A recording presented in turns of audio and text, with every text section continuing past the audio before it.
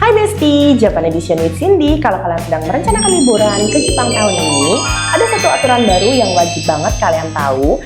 Nah, ini tuh mulai 1 Juli 2026, pemerintah Jepang resmi menaikkan International Tourism Tax atau yang sering disebut dengan Departure Tax atau Sayonara Tax.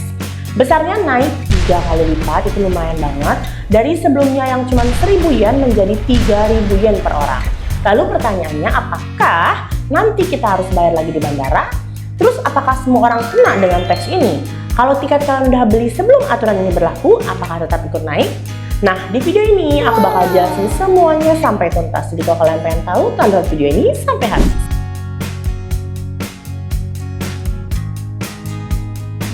Apa itu departure tax? Jadi sebelum kalian panik, kita bakal bahas dulu sebenarnya apa sih departure tax. Jadi departure tax adalah pajak yang dikenakan kepada setiap orang yang meninggalkan Jepang menggunakan pesawat ataupun kapal internasional. Wah, ini menarik banget ya. Jadi pajak ini tuh sebenarnya bukan aturan baru loh guys. Jadi ini tuh udah ada pada tahun 2019. Saat pertama kali diterapkan, nominalnya itu masih dikit banget. Jadi sekitar 1.000 yen per orang. Nah, dana yang dikumpulkan itu bukan cuma buat disimpan aja ya. Jadi dana ini dikumpulkan dan digunakan pemerintah Jepang untuk meningkatkan kualitas pariwisata. Nah, kalian pasti bingung kan, kayak apa sih contohnya? Oke, kayak memperbaiki fasilitas wisata, terus juga meningkatkan pelayanan bandara. Jadi kayak biar kalian kan lihat kalau kalian ke Jepang itu pasti fasilitasnya benar-benar oke, bagus, tertata rapi, lengkap, terus semuanya tuh work, jadi kayak semuanya nggak ada yang rusak. Nah, itu tuh dari situ memperkuat promosi wisata Jepang hingga mendukung pengelolaan destinasi wisata yang semakin ramai. Jadi setiap kali seorang meninggalkan Jepang menuju negara lain, otomatis akan dikenakan pajak ini.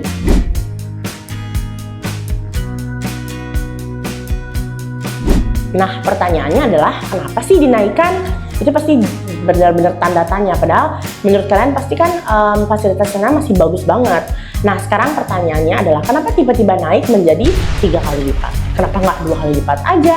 Nah, jadi gini guys, beberapa tahun terakhir jumlah wisatawan yang datang ke Jepang itu benar-benar meningkat sangat pesat. Nah, akibatnya muncul masalah seperti overtourism. Kalian pasti sering dengar nih, overtourism yang sangat amat membludak itu ada di Kyoto, itu tuh banyak banget. Apalagi di di tempat wisata gitu. Antrian panjang, ini kalian pasti kalau sering ke Jepang pasti lihat kan kalau ada viral dikit antrinya panjang banget dan kebanyakan tuh wisatawan. Terus destinasi wisata yang terlalu padat, ini relate banget. Terus juga biaya perawatan fasilitas publik yang semakin tinggi karena emang banyak banget orang kan, jadi mungkin cepat rusak atau segala macam kan.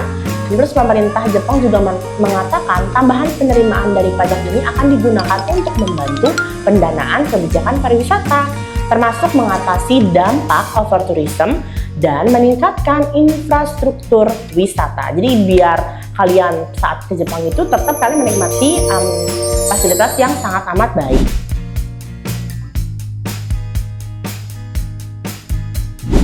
Nah, siapa yang harus bayar? Ini juga jadi pertanyaan. Yang sering disalahpahami adalah apakah hanya turis asing nih? Misalnya kita doang nih yang bayar. Ternyata enggak guys, jadi tidak seperti itu.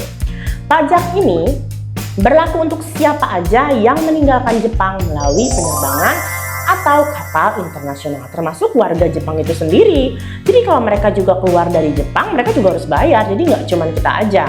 Ada pengecualian tertentu, misal ada bayi di bawah usia tertentu dan beberapa penumpang transit sesuai ketentuan. Nah, itu baru tidak dikenakan, tapi itu berdasarkan ketentuannya ya. Cuma rata-rata kalau misalnya orang Jepang yang keluar negeri atau mau pergi meninggalkan Jepang itu juga tetap kena, bukan cuma turis-turis aja.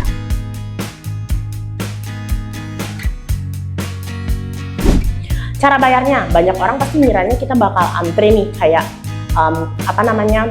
harus ke loket terus kita bayar, itu enggak. Jadi emang Jepang tuh sangat amat memudahkan kita ya. Dalam sebagian besar kasus, biaya ini langsung dimasukkan ke harga tiket kalian oleh maskapai atau operator kapal internasional.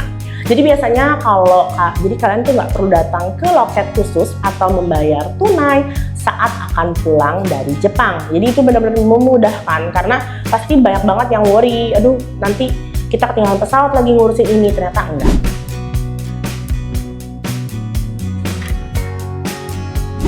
Apakah semua tiket langsung kena? Nah, ini juga banyak pertanyaan yang seperti ini. Jadi kalau kalian beli tiket sebelum aturan baru berlaku, apakah tetap membayar tarif lama atau tarif baru? Jawabannya tergantung ketentuan penerbitan tiket dan waktu keberangkatan kalian. Jadi pemerintah Jepang dan maskapai memberikan aturan transisi tertentu. Jadi tidak semua tiket otomatis langsung kena, langsung naik ada tambahan 3.000 yen gitu, enggak. Jadi hanya karena jadwal keberangkatan, jadi itu tuh nggak semua kena. Jadi hanya karena jadwal keberangkatannya setelah 1 Juli, karena kebijakan tiap maskapai itu bisa beda-beda. Jadi better kalian cek lagi atau tanyakan langsung, konfirmasi ke misalnya kayak kalian belinya di travel agent, langsung aja tanya ke travel agentnya. Selalu cek informasi pada tiket atau konfirmasi kalian ke maskapai atau travel agent gitu.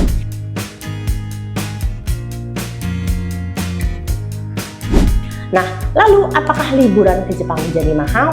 Kalau aku hitung-hitung ya, kenaikannya itu memang 3 kali lipat.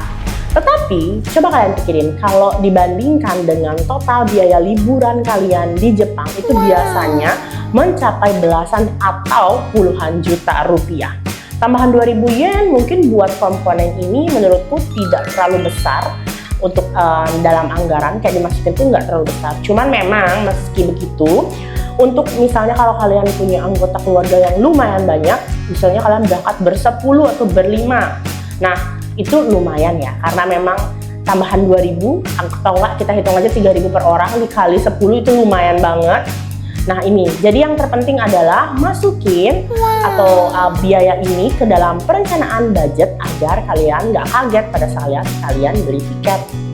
Nah, jadi kesimpulannya adalah mulai 1 Juli 2026 Jepang akan menaikkan International Tourist Tax dari 1.000 jadi 3.000 yen. Gimana? Dan pajak ini dikenakan kepada orang yang meninggalkan Jepang melalui penerbangan atau kapal internasional.